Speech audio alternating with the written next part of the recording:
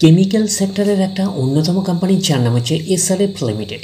এসআরএফের হচ্ছে Q1 result out হয়ে গেছে। Q1 রেজাল্টের পারফরমেন্স কী টাইপের দিয়েছে এসআরএফ লিমিটেড, সেটাকে নিয়ে আমরা অ্যানালিসিস করব। তার আগে আমরা কোম্পানিটার হচ্ছে চার্ট প্যাটার্নটাকে নিয়ে অ্যানালিসিস করব। দেখব যে শেয়ার হোল্ডারদের কতটা রিটার্ন জেনারেট করেছে বা ওয়েলথ ক্রিয়েট করে দিয়েছে, সেটাকে নিয়ে আগে আমরা ফার্স্ট অ্যানালিসিস করব। আফটার দ্যাট হচ্ছে আমরা কোম্পানিটার হচ্ছে Q1 রেজাল্টের পারফরমেন্স কী টাইপের দিয়েছে সেটাকে নিয়ে অ্যানালিসিস করব। তো কোম্পানিটা হচ্ছে কেমিক্যাল সেক্টরের অন্যতম কোম্পানি। কোম্পানিটা এখন ট্রেড করছে 2513 টাকায়, এখন ট্রেড করছে 74,000 কোটি টাকার মার্কেট ক্যাপিটালাইজ। অর্থাৎ এই কোম্পানিটাকে আমরা লার্জ ক্যাপ টাইপের কোম্পানি হিসাবে কনসিডার করতেই পারি। তো কোম্পানিটার আমরা যদি পিই রেশিও দেখি 60.63 হচ্ছে পিই রেশিও। তো কোম্পানিটার আমরা যদি 52 উইক হাই দেখি তো কত আছে 2693 টাকা 95 পয়সা হচ্ছে 52 উইক হাই। এবং কোম্পানিটার আমরা যদি 52 উইক লো দেখি 2082 টাকা 25 পয়সা হচ্ছে 52 উইক লো। তো কোম্পানিটার আমরা যদি একদিনের পারফরমেন্সে যাই 2.5% মতন পজিটিভ রিটার্ন জেনারেট করেছে একদিনের। 5 দিনের পারফরমেন্স করেছে 6% মতন পজিটিভ রিটার্ন জেনারেট করেছে 5 দিনে। এক মাসে দেখি কীরকম পারফরমেন্স করেছে 2% মতন পজিটিভ রিটার্ন জেনারেট করেছে এক মাসে। 6 মাসের পারফরমেন্স দিয়েছে 13% মতন পজিটিভ রিটার্ন জেনারেট করেছে 6 মাসে। 1 জানুয়ারি থেকে পারফরমেন্স করেছে 2% মতন পজিটিভ রিটার্ন জেনারেট করেছে 1 জানুয়ারি থেকে। আমরা যদি চলে যাই এক বছরে, তো এক বছরে কীরকম পারফরমেন্স করেছে 16% মতন পজিটিভ রিটার্ন জেনারেট করেছে এক বছরে। তো ন্যাচারাল ব্যাপার, আমরা জানি যে শর্ট টার্মে সেভাবে ওয়েলথ ক্রিয়েট হয় না স্টক মার্কেট থেকে। যত লং খেলবেন স্টক মার্কেটে তত হচ্ছে ওয়েলথ ক্রিয়েট হয়। বাট এই কোম্পানিটা কিন্তু শর্ট টার্মে অর্থাৎ এক বছরে কিন্তু একটা ওকে টাইপের পারফরমেন্স করেছে। আমরা এইটুকুনি বলতে পারি 16% মতন পজিটিভ রিটার্ন জেনারেট করেছে এক বছরে অর্থাৎ শর্ট টার্মে। তো এখন দেখার বিষয় কোম্পানিটা কি লং টার্মে ভালো পারফরমেন্স করেছে, লং টার্মে কি শেয়ার হোল্ডারদের ওয়েলথ ক্রিয়েট করে দিয়েছে, সেটাই কিন্তু এখন আমাদের দেখার বিষয়। তাহলে আমরা চলে যাচ্ছি কোম্পানিটার 5 বছরের চার্ট প্যাটার্নে। তো 5 বছরে কীরকম পারফরমেন্স করেছে 377% মতন পজিটিভ রিটার্ন জেনারেট করেছে 5 বছরে। তো 100% মানে ইনভেস্টমেন্ট ডাবল। তো ইনভেস্টমেন্টকে আমরা এইটুকুনি বলতে পারি 4.5 গুণের কিন্তু অনেকটাই বেশি করে দিয়েছে 5 বছরে। তো 5 বছরে কিন্তু হিউজ ওয়েলথ ক্রিয়েট করে দিয়েছে শেয়ার হোল্ডারদের, আমরা এইটুকুনি বলতেই পারি। তো এইবারে আমরা চলে যাব কোম্পানিটার হচ্ছে ম্যাক্সিমাম চার্ট প্যাটার্নে। তো ম্যাক্সিমাম চার্ট প্যাটার্ন হিসাবে পারফরমেন্স করেছে 1,21,890% মতন পজিটিভ রিটার্ন জেনারেট করেছে অল টাইম বা ম্যাক্সিমাম।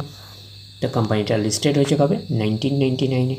তাহলে 1999 থেকে এখন অবধি রিটার্ন জেনারেট করেছে 1,21,890% মতন পজিটিভ রিটার্ন জেনারেট করেছে অল টাইম বা ম্যাক্সিমাম। তো ম্যাক্সিমাম চার্ট প্যাটার্নটা লেফট টু রাইট ওপরের দিকে মুভ করছে।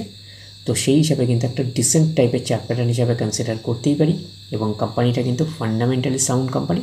তাছাড়া হচ্ছে এখন কেমিক্যাল সেক্টর একটা স্লো ডাউন ফেজের মধ্যে দিয়ে চলছে, এইটুখানি কিন্তু মাথায় রাখবেন।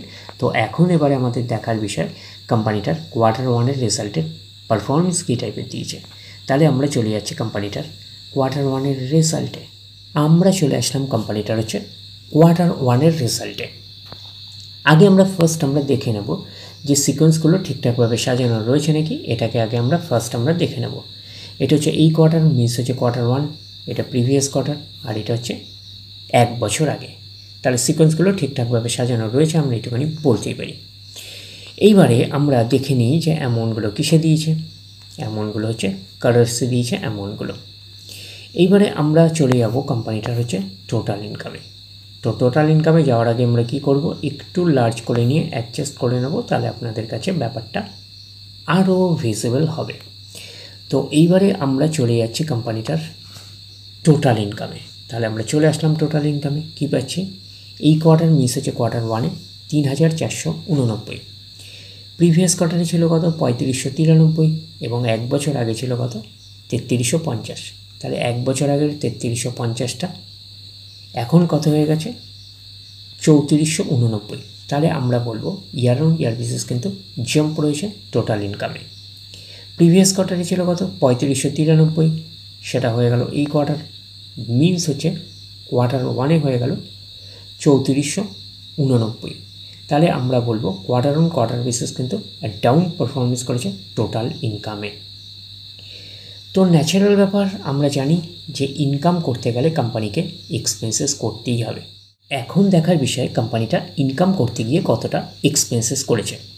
তাহলে আমরা চলে আসলাম টোটাল এক্সপেন্সেসে, কী পাচ্ছি এই কোয়ার্টার মিস হয়েছে কোয়ার্টার 1-এ 3145, প্রিভিয়াস কোয়ার্টারে ছিল 3149 এবং 1 বছর আগে ছিল 2864, তাহলে 1 বছর আগের 2864টা এখন কত হয়ে গেছে 3145, তাহলে আমরা বলবো ইয়ার অন ইয়ার বেসিস কিন্তু জাম্প রয়েছে টোটাল এক্সপেন্সেসে।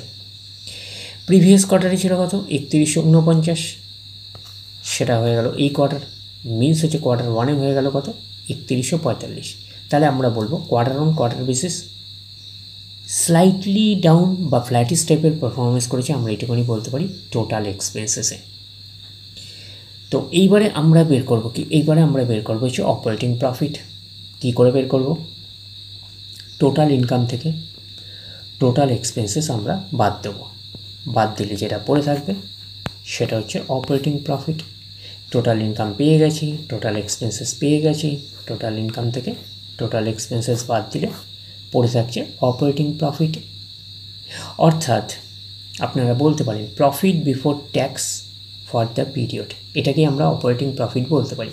তাহলে আমরা পাচ্ছি এই কোয়ার্টার মিস হচ্ছে কোয়ার্টার 1-এ 343, প্রিভিয়াস কোয়ার্টারে ছিল 443 এবং 1 বছর আগে ছিল কত 485, তাহলে 1 বছর আগের 485টা এখন কত হয়ে গেছে 343, তাহলে আমরা বলবো ইয়ার অন ইয়ার বেসিস কিন্তু ডাউন পারফরমেন্স করেছে অপারেটিং প্রফিটে।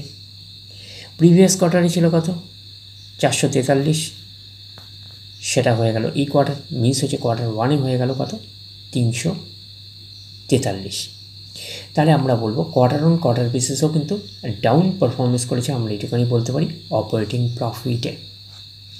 তো অপারেটিং প্রফিটটাই নিশ্চয়ই কোম্পানির মেন প্রফিট নয়, তারপরে কী করতে হবে গভর্নমেন্টকে ট্যাক্স পে করতে হবে, গভর্নমেন্টকে ট্যাক্স পে করার পরে কোম্পানির কাছে এটা পড়ে থাকবে, সেটা কোম্পানির ফাইনাল প্রফিট বা নেট প্রফিট হিসাবে আমরা কনসিডার করতেই পারি। তাহলে পাচ্ছি কি net profit after tax for the period, এটাকেই আমরা নেট প্রফিট বলতে পারি, এটাকেই আমরা ফাইনাল প্রফিট বলতে পারি। পাচ্ছি কি এই কোয়ার্টার মিস হচ্ছে কোয়ার্টার 1-এ 252, প্রিভিয়াস কোয়ার্টারে ছিল 422 এবং 1 বছর আগে ছিল কত 359, তাহলে 1 বছর আগের 359টা এখন কত হয়ে গেছে 252, তাহলে আমরা বলবো ইয়ার অন ইয়ার বেসিস কিন্তু ডাউন পারফরমেন্স করেছে, আমরা এটুকুনি বলতে পারি নেট প্রফিটে। প্রিভিয়াস কোয়ার্টারে ছিল কত 422, সেটা হয়ে গেল এই কোয়ার্টার, মিস হচ্ছে কোয়ার্টার 1-এ হয়ে গেল কত 252, তাহলে আমরা বলবো কোয়ার্টার অন কোয়ার্টার বেসিসে কিন্তু ডাউন পারফরমেন্স করেছে, আমরা এটুকুনি বলতে পারি নেট প্রফিটে। এইবারে আমরা চলে যাব কোম্পানিটার ইপিএসে অর্থাৎ আর্নিং পার শেয়ারে। তাহলে আমরা চলে আসলাম কোম্পানিটার ইপিএসে অর্থাৎ আর্নিং পার শেয়ারে। তাহলে পাচ্ছি কি এই কোয়ার্টার মিস হচ্ছে কোয়ার্টার 1-এ কত আছে 8.51, প্রিভিয়াস কোয়ার্টারে ছিল কত 14.24 এবং 1 বছর আগে ছিল কত 12.12, তাহলে 1 বছর আগে 12.12টা এখন কত হয়ে গেছে 8.51, তাহলে আমরা বলবো ইয়ার অন ইয়ার বেসিস কিন্তু ডাউন পারফরমেন্স করেছে ইপিএসে অর্থাৎ আর্নিং পার শেয়ারে। প্রিভিয়াস কোয়ার্টারে ছিল কত 14.24, সেটা হয়ে গেল এই কোয়ার্টার, মিনস হচ্ছে কোয়ার্টার 1-এ হয়ে গেল কত 8.51, তাহলে আমরা বলবো কোয়ার্টার অন কোয়ার্টার বেসিসে কিন্তু ডাউন পারফরমেন্স করেছে ইপিএসে অর্থাৎ আর্নিং পার শেয়ারে। তো ন্যাচারাল ব্যাপার, আমরা জানি যে নেট প্রফিটের রিফ্লেকশানটা ইপিএসে পাই, তো নেট প্রফিটের রিফ্লেকশানটা আমরা ইপিএসে পেয়েছি। তো ওভারঅল কনক্লুশন হিসাবে আমরা কি বলতে পারি, ওভারঅল কনক্লুশন হিসাবে আগে দেখিনি নেট প্রফিটের অবস্থান আমাদের কী ছিল ইয়ার অন ইয়ার বেসিস এবং কোয়ার্টার অন কোয়ার্টার বেসিস দুটোতেই কিন্তু ডাউন পারফরমেন্স করেছে নেট প্রফিটে আমরা বলতে পারি। তো ওভারঅল আমরা এইটুখানি বলতে পারি যে এসআরএফ লিমিটেডের হচ্ছে কোয়ার্টার ওয়ানের রেজাল্ট সেই অর্থে খুব একটা ভালো পারফরমেন্স করেনি, আমরা এইটুখানি বলতে পারি। যেহেতু কেমিক্যাল সেক্টর একটা স্লো ডাউন ফেজের মধ্যে দিয়ে চলছে, তো এই কোম্পানিটাও হচ্ছে কেমিক্যাল সেক্টরের কোম্পানি, তো সেই কারণে কিন্তু এই কোম্পানিটা অন্যান্য কোম্পানির মতন, মানে অন্যান্য কেমিক্যাল কোম্পানির মতোই কিন্তু সেই অর্থে ভালো পারফরমেন্স করেনি, এইটুখানি কিন্তু আমরা বলতে পারি কোয়ার্টার ওয়ানের রেজাল্টে। তাহলে ওভারঅল ভিউটা আপনাদের কাছে ক্লিয়ার। তাহলে এই অবধি, নেক্সট ভিডিওতে আবার আপনাদের সাথে আমার দেখা হচ্ছে। ধন্যবাদ।